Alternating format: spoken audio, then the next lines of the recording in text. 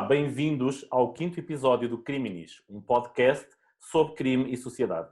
Hoje estaremos à conversa com Ana Rita Alfaiate, especialista em Direito das Crianças e dos Jovens, professora da Faculdade de Direito da Universidade de Coimbra e professora da Universidade Portucalense, Infante Dom Henrique, que desenvolve investigação na área da justiça juvenil.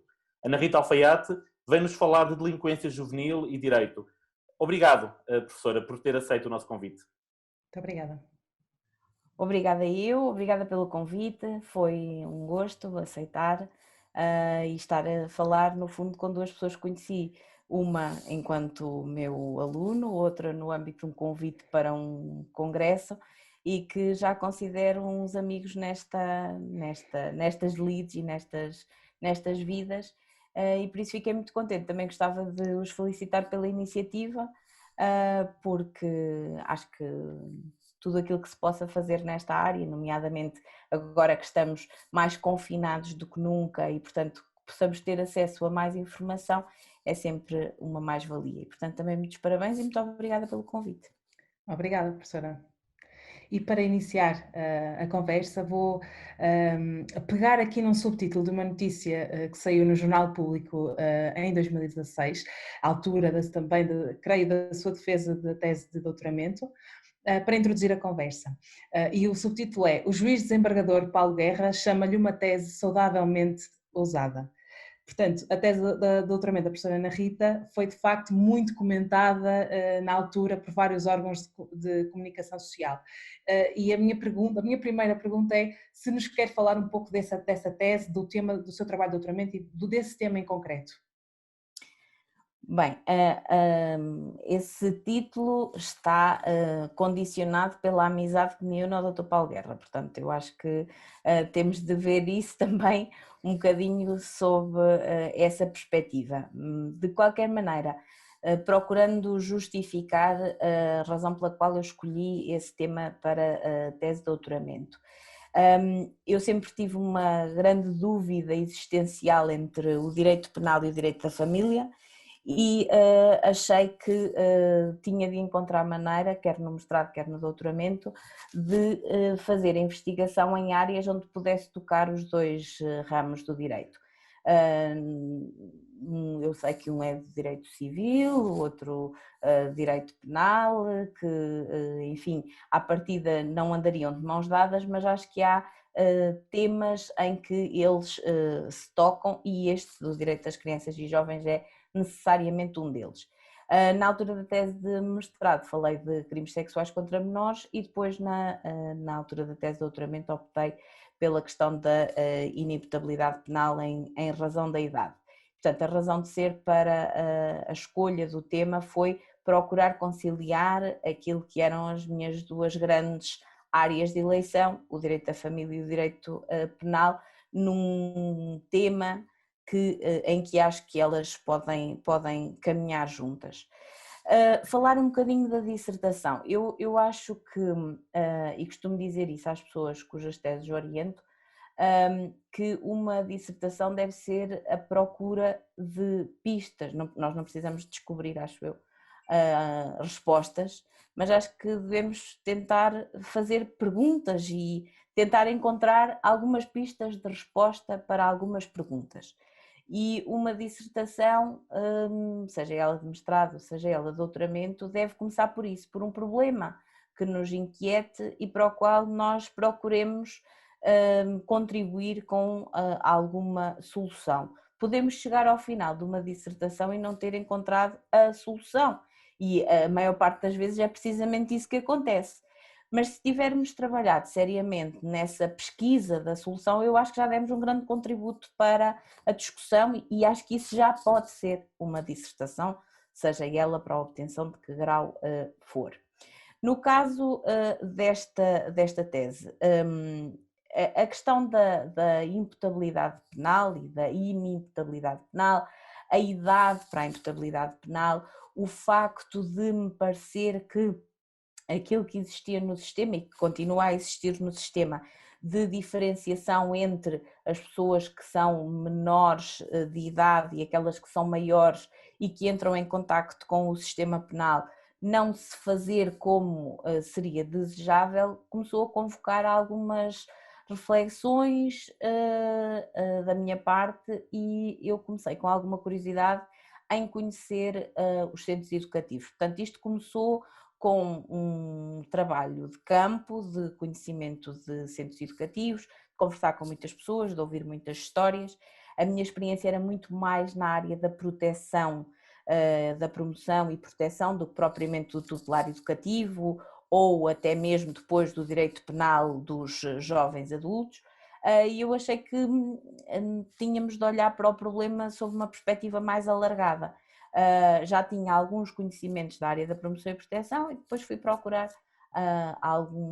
fazer algum investimento nessa outra área, que era a dos centros educativos.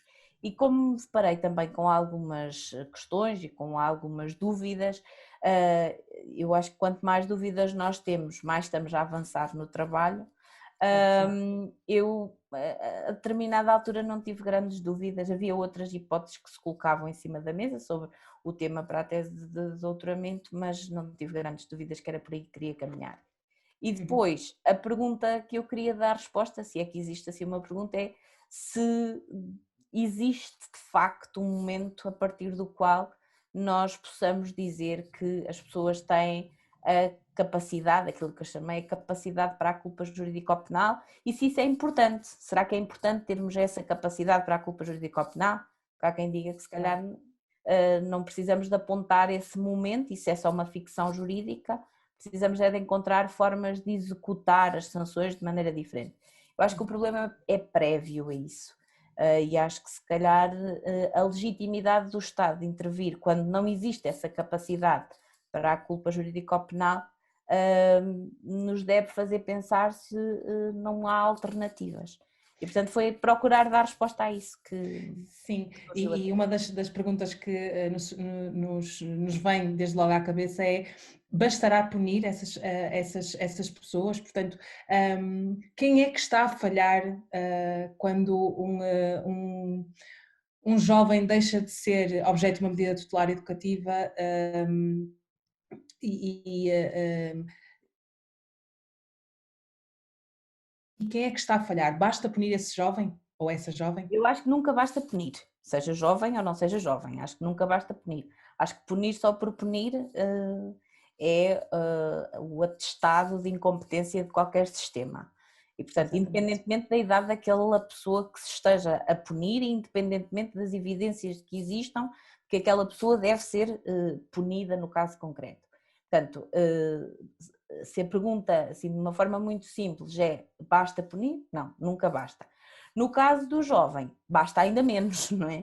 Porque o esforço de educação para o direito, ou de ressocialização, conforme lhe queiramos chamar, isto às vezes mudamos um bocadinho os nomes, embora aquilo que pretendemos no fundo até nem seja muito diferente.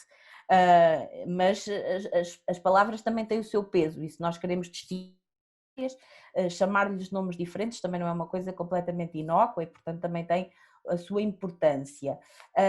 No caso dos jovens, sejam eles, e portanto aqui não falamos propriamente em punir, mas sejam eles alvo de uma medida tutelar, ou sejam eles já jovens em contacto com o sistema penal e que são condenados numa pena de prisão, o investimento tem de ser ainda maior. Portanto, nós temos de dotar as pessoas de ferramentas para que a reincidência ou a redelinquência, conforme lhe queiramos chamar, atendendo às circunstâncias e às especificidades de cada um destes agentes dos factos, temos de procurar dar-lhes ferramentas para que elas não surjam, para que esta reincidência, de uma forma muito geral, não surja.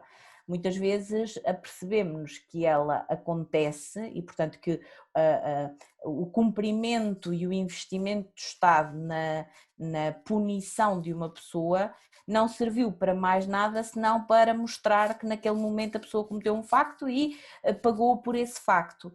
E em termos teóricos isto não deve ser assim, em termos práticos também não pode ser assim. O investimento do Estado tem de ir além daquele momento, nós não podemos desamparar as pessoas. No caso da lei tutelar, eu acho que existe uma ferramenta ótima, que é a possibilidade de articulação com a Lei de Promoção e Proteção. Eu acho que nós não devemos achar que uma substitui a outra, e alguém que está com um processo tutelar educativo dificilmente não merecerá ou não precisará de ter também um processo de promoção e proteção. Pode acontecer, mas será difícil. No caso do adulto ou do jovem adulto que já está em contacto com o sistema penal, existirão outras ferramentas, há programas que se podem organizar, a comunidade pode se mobilizar para coadjuvar aquilo que é o sistema de justiça formal na reinserção daquelas pessoas no pós-cumprimento das suas penas ou das suas medidas. Isso é muito importante, a questão da comunidade, como é a multiplicidade de agentes que deve intervir neste âmbito, e eu acho que nós ainda não estamos propriamente alertas para essa possibilidade e para essa necessidade e mais-valia, e portanto obrigada por ter frisado exatamente isso. Eu acho que a comunidade pode ser o gatilho, o ótimo e para o péssimo. O meio, os pares, podem ser uma excelente influência ou podem ser a condenação a uma repetição de erros. E, portanto, a inserção num determinado contexto onde nunca aparecem alternativas leva as pessoas a um caminho que não tem alternativas, precisamente, e portanto as pessoas vão reincidindo naqueles comportamentos porque não lhes aparecem escapatórias a esses comportamentos. O investimento nas comunidades, nos sítios para onde as pessoas regressam depois que cumprem, seja uma medida tutelar, seja uma pena de prisão, ou enfim, a partir do momento em que têm contacto com um sistema de justiça, no fundo a decisão final, mesmo que a pessoa, imaginem que a pessoa até nem é condenada, o simples facto, ou é condenada, mas por exemplo é dispensada de pena, ou enfim, o simples facto de ter contacto com o sistema penal é já por si determinados contextos, e portanto o investimento que deve ser feito no acolhimento destas pessoas acho que é a chave e o ponto-chave para que tenhamos algum sucesso. Como é que olha para o sistema de justiça penal, tal qual está desenhado em Portugal, neste modelo assente no indivíduo e, portanto, na reinserção do indivíduo, quando nós olhamos para o sistema de justiça, nomeadamente para as prisões, para dentro das prisões, e encontramos, não raras vezes, e infelizmente estatisticamente num valor bastante acrescido, de pessoas que se transferem de medidas tutelar educativas para medidas de reação penal. Será que estas pessoas alguma vez estiveram integradas socialmente, que agora possam ser ressocializadas? Este RE inicial faz sentido quando falamos destas pessoas? O que é que pensa sobre isto? Olha, por acaso, isso é uma coisa muito curiosa. Eu, quando estou a dar os fins das penas, agora puxando um bocadinho para o lado profissional, enquanto professora de Direito Penal, quando falo dos fins das penas e falo da ressocialização ou da reintegração do agente na sociedade, questiono precisamente esse prefixo do re, porque às vezes estas pessoas nunca estiveram integradas. Ou nunca estiveram propriamente num ambiente de socialização conforme aquilo que o direito determina que seja adequado. E às vezes é preciso fazer o trabalho desde o início e, portanto, esta expressãozinha, como me chamou no início, não faz grande sentido. Em termos de o que é que se pode fazer, eu acho que ainda se pode fazer muito.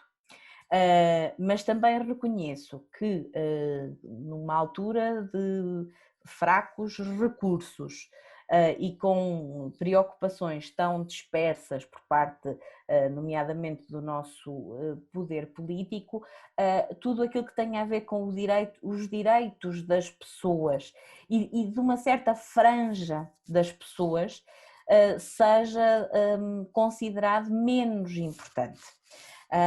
E, portanto, fazem-se investimentos que eu não digo que não sejam importantes e prioritários, mas isto também é uma área prioritária. Claro Tudo que aquilo sim, que tem a ver claro que com sim. as pessoas devia ser prioritário. Podemos falar numa certa ausência de Estado quando aceitamos quase por líquido que assim é, que há uma ponderação entre tornar eficazes os direitos de uma franja da sociedade, relegando outros por conta da sua condição momentânea de pessoas envolvidas no sistema de justiça? Eu quero acreditar que não seja uma ausência deliberada. Acredito é que, em termos de políticas públicas, nem sempre a ponderação é feita no sentido daquilo que é o direito das pessoas, os interesses das pessoas, a valorização do indivíduo dentro de uma determinada comunidade e, portanto, olha-se muito para uma intervenção macro, sem se atender às especificidades de a quem se dirige esta intervenção. Eu posso ter uma escola espetacular, se eu não conseguir dotar esse edifício de profissionais de excelência, não me interessa ter um edifício de topo, porque ela não vai funcionar naquilo que é o seu propósito. Isto é uma comparação, enfim, que se calhar não parece não ter muito sentido, mas se transpusermos isto para aquilo que são as opções que são tomadas no plano político, podemos compreender porque é que o sistema prisional, e mesmo sem ser o sistema prisional, mesmo em termos de sistema tutelar educativo, embora em 2015 tenha havido algum investimento, nomeadamente em termos legislativos, nós depois verificamos que em termos de operacionalidade de algumas alterações, estamos em 2020, a caminho de 2021, e algumas coisas ainda estão muito bonitas na lei, mas sem grande concretização na prática. Eu soube há pouco tempo que, por exemplo, as medidas de supervisão intensiva, ou a solução da supervisão intensiva, que é uma coisa que eu acho que pode ser muito boa no âmbito da lei tutelar educativa, não tem ainda grande expressão na prática. Em Lisboa começa-se agora a pensar num projeto nesse sentido, mas repara, a lei é de 2015 e nós estamos em 2020. Sem dúvida. Portanto, demora tudo muito tempo, porque lá está, porque não é prioritário quando se faz este investimento. Eu penso que do ponto de vista teórico nós não temos assim grandes alterações a fazer, não há assim nada que me choque profundamente. Tem muito mais a ver com a eficácia, tornar Tem mais eficaz a ver com a o eficácia. quadro legal Sim. que já existe, não é? Sim.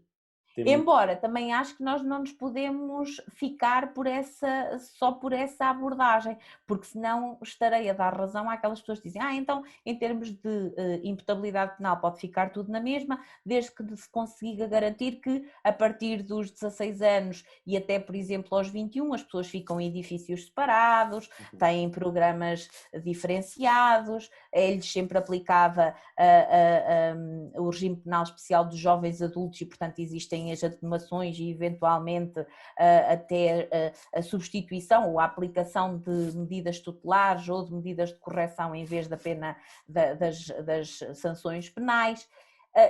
E eu já disse no início que me parece que isso também não chega. É alguma coisa, mas já que é para pedir, então pede-se aquilo que se acha que é. Claro que sim, professora. E realmente, pegando exatamente nesse tópico, eu gostava de recuperar um bocadinho a sua primeira intervenção para lhe colocar uma questão mais objetiva. Quer dizer, em Portugal torna-se alguém torna-se imputável, portanto, penalmente, a partir dos 16 anos. Portanto, e a questão muito simples é: 16 anos e um dia basta para alguém ser penalmente imputável? Portanto, não haverá que ter em conta aqui outras condições, porventura que o indivíduo até foi sujeito em várias frentes, estou-me a lembrar, por exemplo, nas questões sociais, nas questões também que se relacionam com medidas tutelares educativas que previamente possa também ter sido objeto. Sei que tem umas ideias muito concretas sobre isto. Bom, em primeiro lugar, eu acho que ninguém diz, não tenho a certeza que ninguém diz que de facto, no dia em que se tem 15 anos e 364 dias não se é capaz, e a partir do momento em que se tem 16 anos se passa a capaz. Portanto, toda a gente assume que isto é uma decisão e que houve necessidade de estabelecer um critério objetivo. A lei também funciona e também tem necessidade desta segurança dos critérios objetivos, e se optou por considerar esta idade como a idade abaixo da qual o sistema penal não deve imiscuir-se naquilo que são os comportamentos do cidadão e se deve considerar uma inimputabilidade em termos absolutos. Portanto, mesmo que pareça que num determinado caso a pessoa até tinha essa capacidade, o sistema diz, olha, nós tivemos que estabelecer aqui um momento abaixo do qual não vamos tratar estas pessoas como capazes da culpa jurídico-penal, não vamos entender que é possível dirigir-lhes o juízo de censura próprio do direito de última ratio e, portanto, estabelecemos os 16 anos. Isto como ponto prévio, eu acho que ninguém acredita que seja do dia para a noite que as pessoas se tornam diferentes nessa sua forma de agir. O que é que eu digo e de que é que eu parto na dissertação e o que é que eu defendo? É que, apesar de reconhecer a importância desta ficção para o estabelecimento deste critério objetivo, também não me satisfaz dizer, pronto, vamos tentar encontrar o melhor critério objetivo. Porque por muito bom que seja o critério objetivo, eu acho que ele não é suficiente. É só isso que eu digo. Eu não digo que o critério não seja bom. Ele é bom. Acho que ele não é suficiente. Mas qual é a validade de outros critérios que possam gravitar, ser satélite a este critério objetivo? Precisamente pegando naquilo que disse há bocadinho, existem muitas outras coisas que, na minha opinião, devem ser tidas em conta quando se está a avaliar se uma pessoa é capaz de praticar um facto da forma que o direito penal interpreta que os factos devam ser praticados para que essa pessoa veja afirmada a sua culpa. E em que aspectos é que nós devemos focar-nos? Quer dizer, desde logo, num ponto de vista de desenvolvimento cognitivo das pessoas, não é? As pessoas, é pacífico que as pessoas não se desenvolvem todas com o mesmo ritmo. Desse ponto de vista, os 16 anos são mais ou menos unânimes, a doutrina é mais ou menos unânime em considerar que a partir dessa idade o desenvolvimento cognitivo para a compreensão daquilo que são as normas estará adquirido. Mas depois um desenvolvimento ético que exigirá uma certa maturidade que se calhar em alguns indivíduos não se adquire aos 16 anos. Depois a influência do meio, a chamada maturidade psicossocial. Um jovem que cresce num determinado ambiente, e já falámos aqui da importância do meio, não terá a mesma maturidade nomeadamente para o repúdio de determinados comportamentos que um jovem que cresce num ambiente diferente. E depois, os contributos que hoje em dia nos podem ser trazidos até pelas neurociências e pela possibilidade de verificação, de imagem daquilo que é o desenvolvimento do cérebro, do córtex pré-frontal. Quando eu falo nisto, uma vez disseram-me, no fundo aquilo que está a defender é quase uma tese lombrosiana, mas para o interior, para o cérebro, não é? Em vez de estar a dizer que as pessoas têm de ter uma determinada característica facial, como diria o lombroso, está a dizer que elas têm que ter uma determinada característica no cérebro para que sejam criminosos, digamos assim. Eu não estou a dizer isso, eu estou a dizer é que nós também não devemos desaproveitar aquilo que, quando se decidiu que era preciso um critério objetivo, eram os dados que tínhamos em cima da mesa e que não existia. Neste momento existem outras informações que nos são dadas. Nós sabemos que, por exemplo, o desenvolvimento do córtex pré-frontal, temos muita informação neste momento que não tínhamos nessa altura, que não se dá antes dos 21, 23, há quem fale nos 25, há alguns autores que falam nos 30, depois também dizem, bom, então se formos por aí, vamos andar sempre à procura do momento a partir do qual é possível afirmar a culpa. Como eu disse, eu acho que nós não devemos desconsiderar um critério objetivo. E, portanto, até em termos de coerência sistemática, neste momento, eu acho que nós não perdíamos nada, pelo contrário, ganhávamos, se, primeiro, se entendêssemos que abaixo dos 18 anos, eu aceito que a partir dos 18 anos, dos 16 anos, desculpem, existam pessoas que têm formado esta capacidade toda e, portanto, que podem responder juridico-penalmente, assim, de uma forma com uma linguagem pouco rigorosa, mas no fundo percebem aquilo que eu estou a dizer. Mas que abaixo dos 18 anos, até por uma questão de coerência com o sistema em geral do direito das crianças e jovens, parece-me que devia ser obrigatório avaliar se existe mesmo essa capacidade. De acordo com as ideias que vêm sendo trazidas da Justiça Amiga das Crianças, de uma certa adaptação dos sistemas de justiça àquilo que são as especificidades das pessoas menores de idade, não me parece que baste dizer que nós não lhe vamos aplicar a mesma sanção e se lhe aplicarmos que elas não a vão cumprir no mesmo sítio. É uma coisa prévia a isso, se calhar elas ainda não estão sequer capazes de enfrentar aquilo que são as especificidades de um direito de última ratio. A partir dos 18 anos era preciso encontrar uma idade, eu ponderei várias idades, de acordo com aquilo que fui lendo neste momento quer dizer, em 2014, porque eu entreguei a dissertação em 2014, aquilo que me parecia mais credível seria os 21 anos, portanto entre os 18 e os 21 anos a possibilidade de ainda se averiguar se não existiriam mais características que aproximassem aquela pessoa da inimputabilidade em razão da idade do que propriamente da imputabilidade. Estas pessoas não têm nenhuma anomalia psíquica, isto não se confunde nada com anomalias psíquicas, são pessoas que estão a caminho de se tornar imputáveis.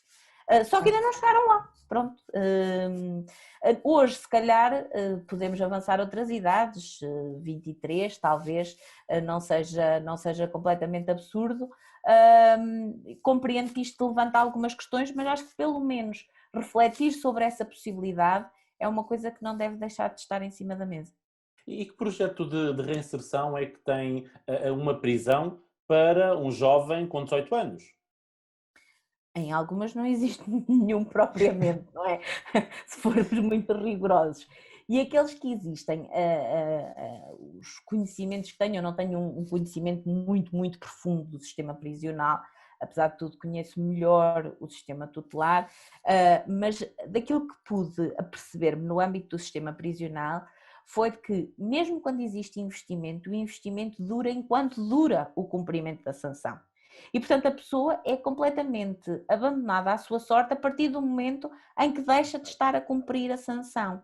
É como se o Estado fosse uma espécie de tutor da sua reinserção enquanto tem a pessoa sob a sua alçada e a partir daí diz, bom, agora deita a cana, vai tu pescar. Só que muitas vezes a cana não foi devidamente dada porque a pessoa ainda não tem as ferramentas necessárias para autonomamente vir para o mundo, digamos assim, e viver uma vida fiel ao direito. Até porque muitas vezes vai regressar precisamente ao meio que potenciou aquele que foi o seu comportamento num determinado momento. Então, nós podemos assumir que há meios sociais que são privilegiados, só que se assim quisermos, para a dimensão do crime, portanto, para produzir estes agentes de crime.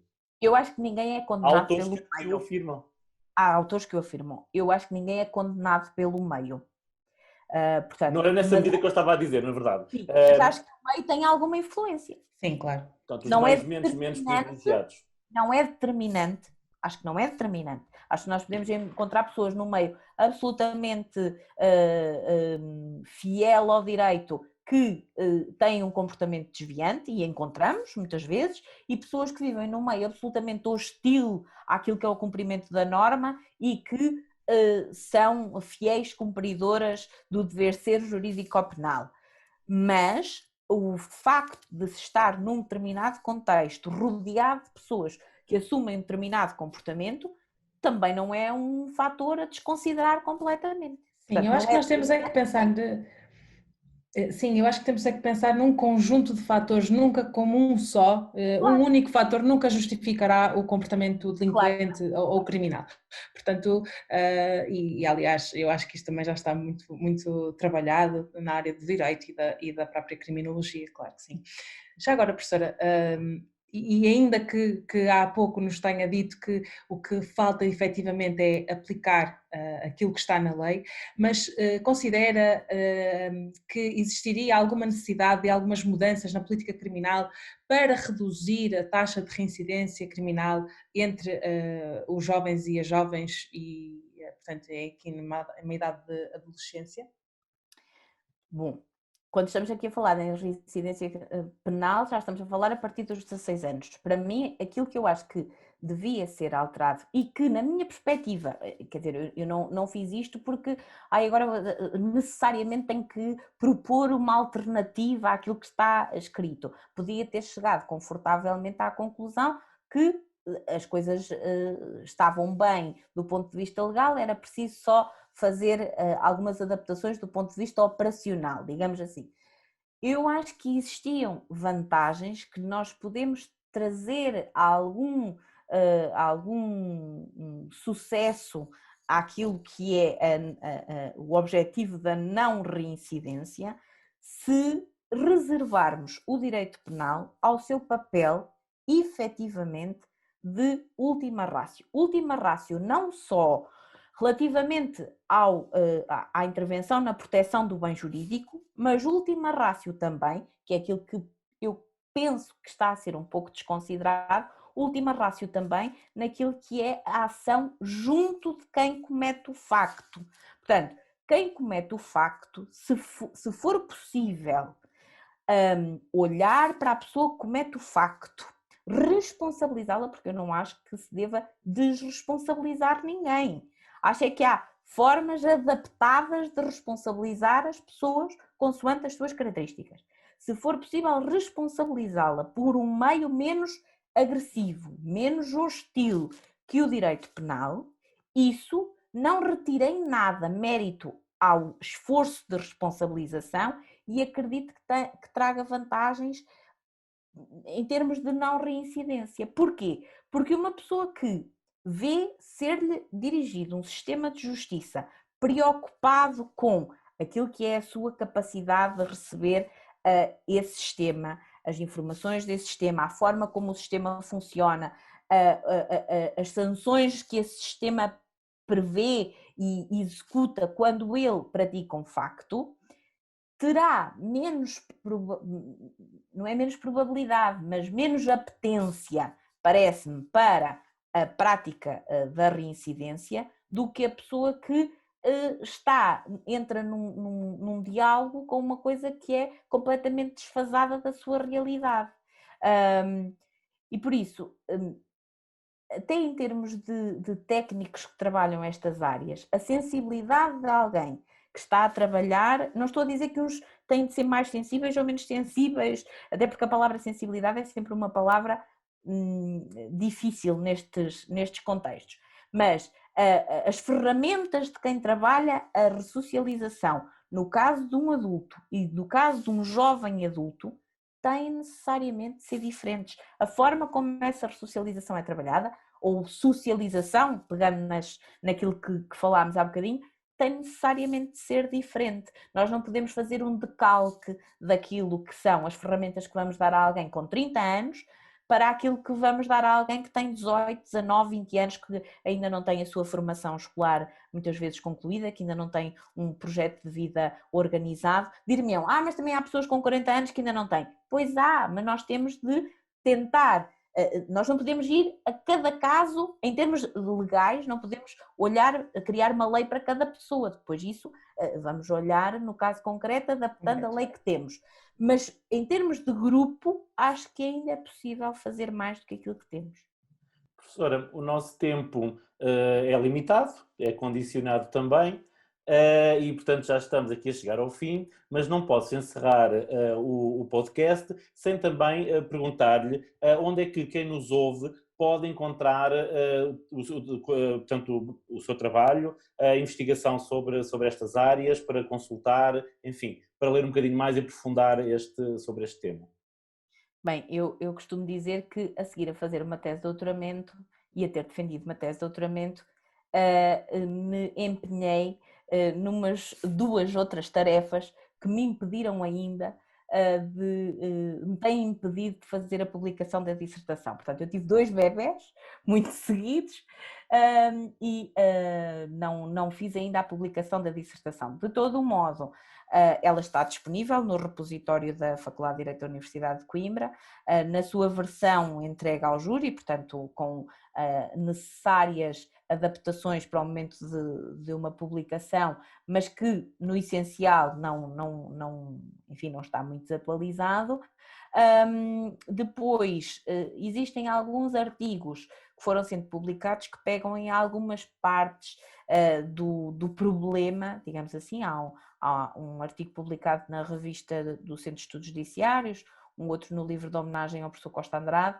Depois há algum trabalho de campo, vamos fazendo também no Centro de Direito da Família alguns cursos onde eu falo especificamente desta matéria, e portanto um curso de tutela educativa, e portanto temos algumas conferências também que fui dando, mas de facto a publicação da dissertação ainda não ocorreu, talvez. Será para breve, certamente. Breve. Sim. Muito obrigada, professora. Obrigada. Muito obrigada, professora. Foi uma ótima conversa. E já sabem, se gostaram deste episódio, não deixem de partilhar e de enviarem as vossas sugestões através das nossas redes sociais. Quinzenalmente, às quintas-feiras, estaremos à conversa com especialistas nos diversos domínios do crime. O crime está disponível no website em cigep.pt, no nosso canal do YouTube e nas plataformas Spotify, Apple Podcast e SoundCloud. Muito obrigada mais uma vez, professora Ana Rita Alfaiate, e fiquem connosco. Obrigado. Obrigada.